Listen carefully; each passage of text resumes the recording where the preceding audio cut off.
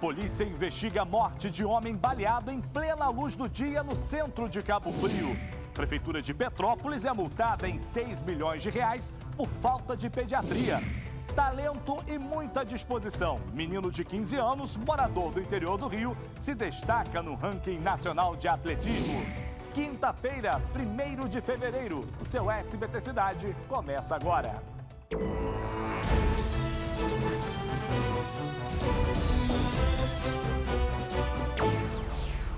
Olá, muito boa noite, seja bem-vindo, bem-vinda ao nosso programa. Vamos juntos até esbarrarmos no seu SBT Brasil com as notícias que são destaque em todo o estado do Rio de Janeiro. E a gente começa o programa de hoje falando de política, ou melhor, da politicagem que virou o nosso estado do Rio de Janeiro. A Procuradoria Regional Eleitoral vai investigar o ex-governador do Rio, Antony Garotinho. Quer saber o motivo? Vamos acompanhar agora na reportagem de Daniel Pelafirme. Roda! O motivo da investigação é este vídeo que, na verdade, é a entrevista de Garotinho a uma emissora de rádio. Nele, o ex-governador diz que precisará comprar o apoio de deputados estaduais caso seja eleito governador. Então faça o seguinte, não vote só em mim, vote num deputado que está do meu lado. Porque olha só, o cara vai votar em mim e vai votar num deputado estadual contrário, sabe o que vai acontecer? Depois eu vou ter que gastar dinheiro para comprar esse deputado. O procedimento aberto pela Procuradoria é uma investigação administrativa que pode levar a uma ação judicial eleitoral. Após essa fase, o Ministério Público Eleitoral decidirá as providências a serem tomadas. Segundo a Procuradoria Regional Eleitoral, está claro que o vídeo se refere às eleições deste ano. Antony Garotinho foi preso em novembro do ano passado por suspeita de fraudes nas eleições de 2014, quando disputou o governo do Rio de Janeiro. Em dezembro, o ministro Gilmar Mendes, presidente do Tribunal Superior Eleitoral, concedeu habeas corpus e mandou soltar o ex-governador. E a gente fica achando, que o que já tem contra os nossos ex-políticos já é o suficiente, mas sempre surgem novidades. Mais crimes, mais investigações, Pois é, que situação. E aumentou o número de mortes em decorrência da febre amarela no estado do Rio de Janeiro. Mais um caso foi registrado em Sumidouro, na região serrana, o que fez muita gente procurar os postos de saúde para se imunizar para o carnaval, que já começa a semana que vem. Vamos ver. O comprovante é muito mais do que um simples registro da vacina que seu Valmir tomou. É também a certeza de que ele vai estar protegido contra a febre amarela quando viajar na semana que vem. Vacinou, tá tranquilo, pode viajar tranquilo, sem problema. E que a proteção só está garantida 10 dias após a aplicação, exatamente o mesmo tempo que falta para o início do carnaval. O Hemorrio também se programou para o período de folia e retomou nesta quarta-feira a campanha de vacinação para quem doar sangue. Já para quem for tomar a vacina a partir desta quinta-feira e viajar para áreas de contágio, deve usar repelente e roupas com mangas e calças compridas. Até agora, o Rio de Janeiro teve 12 mortes por febre amarela, de um total de 33 casos confirmados. Valência é a cidade com mais registros da doença, seguida por Teresópolis. A febre amarela também já fez vítimas em outros 10 municípios no interior do estado. Um dos casos mais recentes é o do psicanalista Paulo Becker, de 68 anos. Ele passou mal quando estava em um sítio e morreu 6 dias depois no hospital. E a gente vai acompanhando aí, esse triste aumento no número de mortes pela febre amarela. A situação já encontra-se um pouco mais controlada, muita gente se vacinou, mas continua o alerta, não vamos marcar bobeira, porque a doença está aí. Depois do intervalo, você vai ver que a polícia investiga a morte de um homem baleado em Cabo Frio. A suspeita é de crime passional. Eu volto já.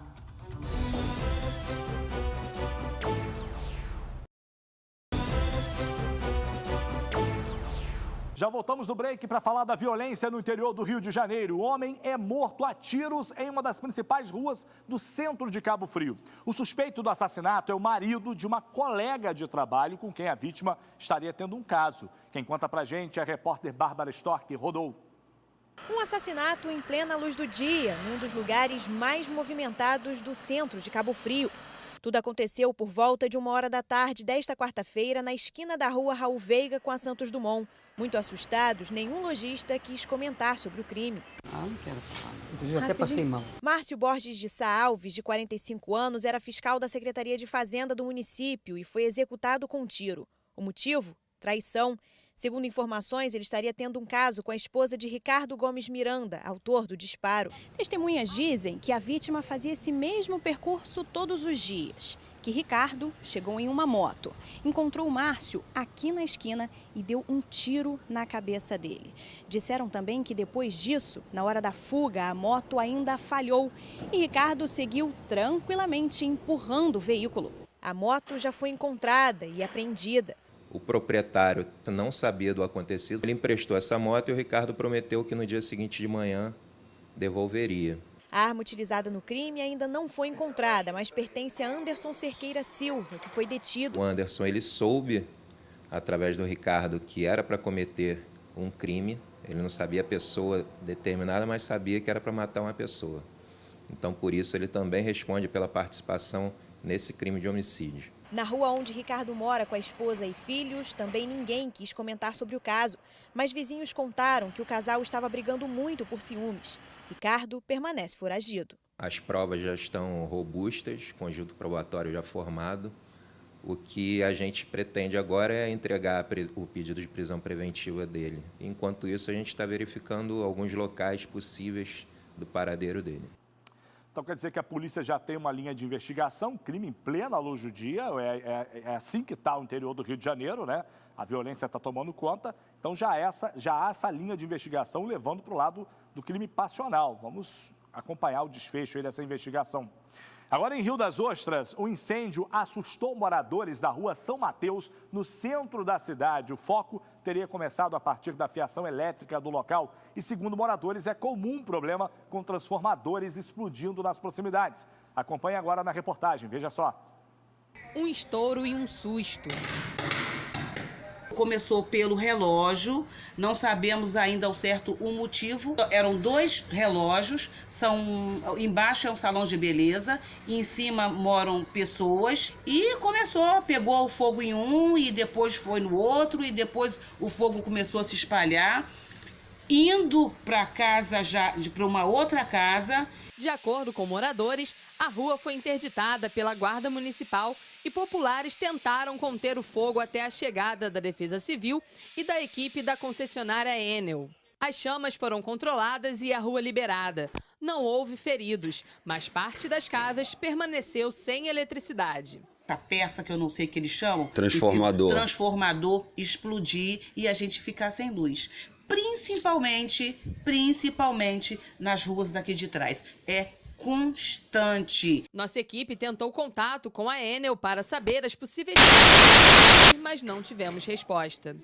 Sabe o que é isso aí? É falta de manutenção, falta de vergonha na cara das concessionárias de energia elétrica, uma coisa dessas acontecer, até porque é uma região de maresia. Maresia vai consumindo tudo que é ferro, tudo que é aço dentro desses transformadores. Obviamente, seria necessária uma manutenção diferenciada, e eles não fazem essa manutenção diferenciada. Acontece isso aí, curto-circuito, põe em risco quem está passando pelo local, põe em risco vida de morador, e aí até acontecer uma morte para poder mudarem esse tipo de procedimento aí, né? Olha, o buraco formado às margens da BR-040, lá na comunidade do Contorno, na região serrana, em Petrópolis, ainda rende problemas para a Conser. A Defesa Civil lá da cidade denunciou a concessionária à Polícia Federal e ao Ministério Público Federal. Por isso a gente vai subir a serra agora para falar com a Lívia Miller. Boa noite, Lívia, já está aqui com a gente. O que motivou essa denúncia? Explica aí. Boa noite, Salu. Boa noite a todos. A Defesa Civil alega que a Conser permitiu a entrada de caminhões para a retirada de pertences dos moradores da comunidade do Contorno, onde uma enorme cratera engoliu uma casa, às margens da BR-040. A ação teria acontecido durante a interdição da área e o eventual crime de desobediência foi denunciado por conta dos riscos de deslizamentos. Apesar da cratera ter sido fechada pela Conser, a Defesa Civil afirma que ainda não tem informações sobre a execução de obras estruturantes do túnel. A Conser negou ter autorizado o acesso de moradores na área e ainda afirmou que mantém o compromisso dos termos de conduta firmado com os moradores da comunidade. Salu. Ok, muito obrigado, Lívia, pelas informações. Algo tem que ser feito, a concessionária tem que responder criminalmente, sim. Foi uma irresponsabilidade deixar aquele buraco embaixo de uma comunidade aberto e eles sabiam, obviamente, qualquer engenheiro ali teria noção de que aquilo poderia desabar. Eu sou leigo, não teria essa noção. Agora, um engenheiro da obra teria que ter essa preocupação. Por favor, né? Não morreu ninguém por sorte. As escolas municipais em Cabo Frio deveriam ter voltado às aulas nesta quinta-feira para repor os dias perdidos durante o ano letivo de 2017. Mas parte dos professores decidiu continuar a greve do setor. Vamos agora à redação lá no litoral. Vamos conversar dessa vez com a Ju Guimarães, que tem as informações. Ju, boa noite. Tem previsão para o fim dessa greve? Boa noite, Salutiel. Boa noite a todos. De acordo com o Sindicato dos Profissionais de Educação da região dos Lagos, a greve é por tempo indeterminado. O motivo é a falta do pagamento do 13º de 2016, do pagamento de dezembro dos aposentados e ainda 2 parcelas do 13º de 2015 e 2017. O sindicato não informou o número total de profissionais que aderiram à paralisação, nem de escolas afetadas, mas garante que a situação só será normalizada após a quitação das dívidas. De acordo com a Secretaria Municipal de Educação, todos os esforços estão sendo feitos para manter o planejamento do calendário letivo das 87 escolas da rede municipal de ensino. Para a Prefeitura, a previsão do início das aulas é no dia 5 de março. Salutiel. Ok, obrigado, Ju, pelas informações. Só quero aqui compartilhar a nossa indignação com o servidor público de Cabo Frio. Não é de hoje, toda semana quase, todo mês, a gente está aqui falando de greve do servidor. Sabe por quê, senhor prefeito Marquinho Mendes? Porque quem não recebe não trabalha, nem relógio trabalha de graça. O senhor que está aí no seu gabinete, o senhor está sem receber o seu salário? Não está. Então tem que acertar o salário do professor, do servidor público em dia. Aí o município vai funcionar. É fácil, está lá, é uma cartilha básica. Será que o senhor como prefeito não aprendeu ainda que tem que pagar? E olha, a falta de pediatria em 2 unidades de saúde em Petrópolis rendeu uma multa de R$6 milhões para a prefeitura da cidade. A repórter Tassiana Ferrante foi até lá conferir essa situação. Veja. R$6 milhões. Esse é o valor da multa que a Prefeitura de Petrópolis pode pagar por não voltar com o atendimento pediátrico em 2 unidades de saúde da cidade. Em junho do ano passado, o município se comprometeu a criar no Hospital Municipal Nelson de Saerpe e no Pronto-Socorro do Alto da Serra salas para atendimento de crianças. Apesar disso, nada foi feito. Faz muita falta, porque é muita criança pela redondeza, né?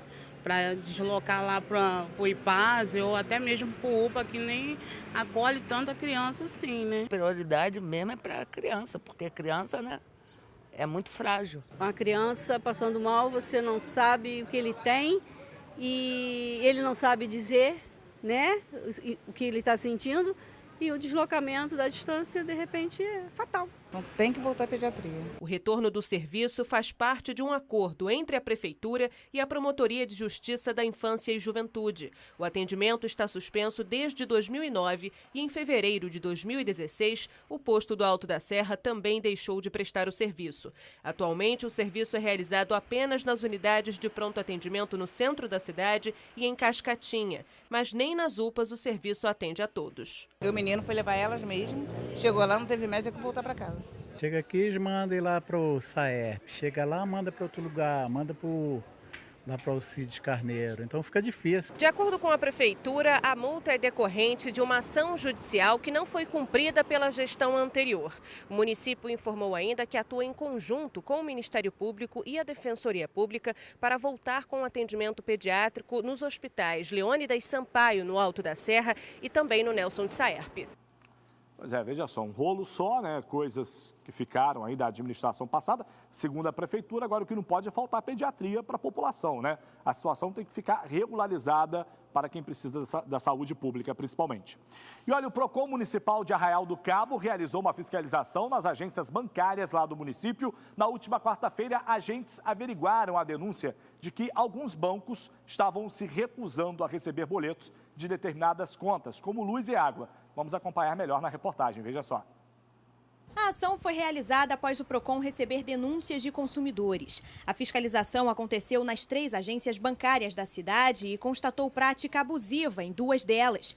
Os bancos se negam a receber boletos como IPTU, água e luz, contrariando o Código de Defesa do Consumidor e também a lei estadual que determina que as agências bancárias, públicas ou privadas, são obrigadas a receber contas com atendimento na boca do caixa de qualquer valor, mesmo de não correntistas em todo o estado. As agências foram autuadas e obrigadas a fixar avisos públicos sobre a lei. Caso haja reincidência, o PROCON pode aplicar multas de no mínimo R$10 mil. Na terceira agência, não foi possível fazer a fiscalização, pois o sistema estava fora do ar. E olha, vereadores de Rio das Ostras aprovaram a lei para a licitação do transporte público no município. O projeto recebeu 3 votos contra. Quem vai explicar para a gente é a Juliana Guimarães, direto da redação. Ju, o que acontece com as vans, que circulam na cidade a partir de agora do resultado dessa votação? Salu, a licitação deixa em aberto onde as vans, ônibus e micro-ônibus vão atuar.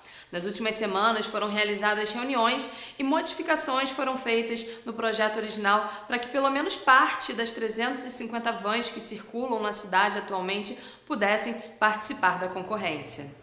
Questões como acessibilidade e melhoria na mobilidade urbana foram abordadas no projeto.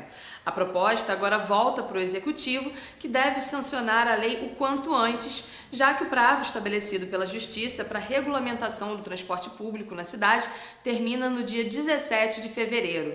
Caso não seja cumprido, a multa é de R$50 mil. Lembrando, Salu, que há 20 anos Rio das Ostras conta apenas com as vans como um meio de transporte de passageiros. Salu, tchau. Ok, Ju, obrigado aí pelas informações. A gente vai te dando aqui os próximos passos, sempre te informando sobre a situação do transporte lá em Rio das Ostras. No próximo bloco, você vai conhecer a disposição de um atleta de Petrópolis com 15 anos. Ele é o 3º no ranking nacional de atletismo. Eu volto já.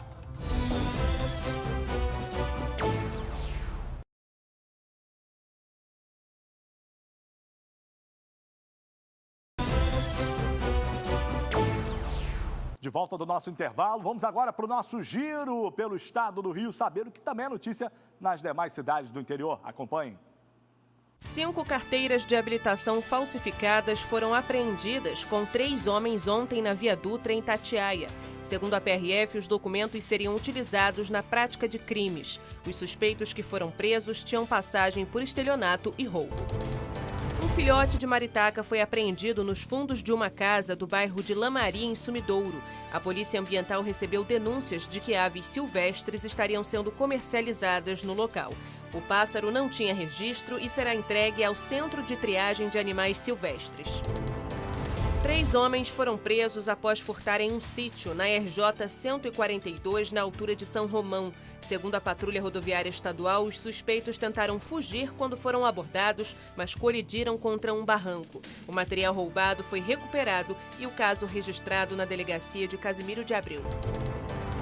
Em Macaé, um homem foi esfaqueado após se envolver em uma briga na Praça Washington Luiz. Ele buscou socorro com a Guarda Municipal, que acionou o Corpo de Bombeiros para atendimento. Não há informações sobre o agressor. E olha, um adolescente de 15 anos de idade vem conquistando seu lugar no atletismo brasileiro. Ele é morador da cidade de Petrópolis, está no 3º lugar no ranking nacional. A Tassiana Ferrante foi acompanhar o treinamento dele de perto. Confira só.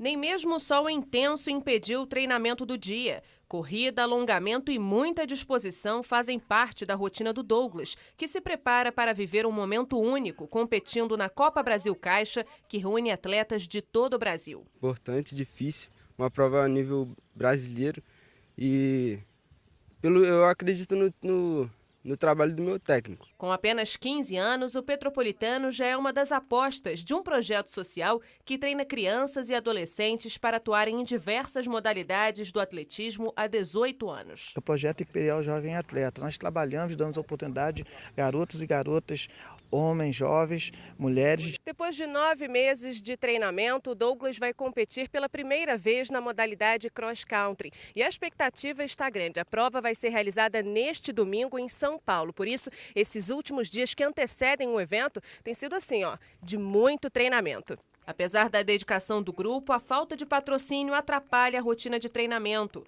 Douglas, por exemplo, demorou 1 ano para conseguir fazer parte da equipe. Me chamou para fazer um treino, aí eu fiquei 1 ano sem vir porque eu não tinha uma condição de vir, né? Diante das dificuldades, toda ajuda é bem-vinda, principalmente quando ela vem dos amigos. É uma prova que precisa muito do psicológico, porque é barro, muita rampa, então tem que ter muita cabeça, tem que saber o que está fazendo. E nos treinamentos aqui um está sempre ajudando o outro, sempre passando a experiência de treinamento. E isso faz com que eles possam estar sempre evoluindo cada vez mais também. Mesmo há pouco tempo no atletismo, Douglas já ocupa a 3ª colocação no ranking nacional e afirma que deseja competir por muitos anos. Ano que vem também vai ter outro brasileiro no começo. E a gente está na expectativa de ganhar o brasileiro ano que vem e ir para a Argentina.